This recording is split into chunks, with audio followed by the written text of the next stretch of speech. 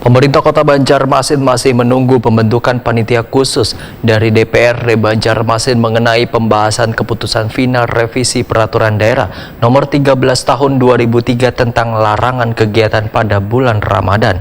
Merevisinya pun harus dilakukan secara teliti, supaya isi raperda tersebut nantinya akan memberikan kenyamanan pada seberatan pihak.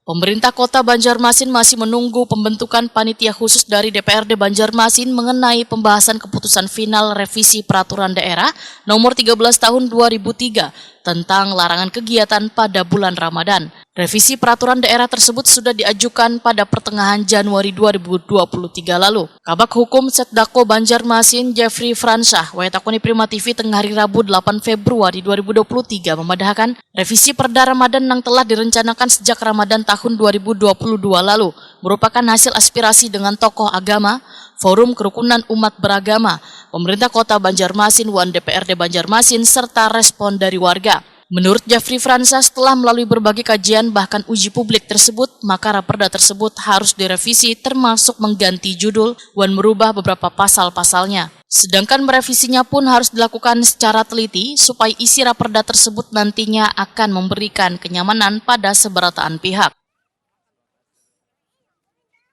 Kita baru mengajukan ke DPRD kemarin pertengahan Januari. Tapi diparipurnakan agak ini ya.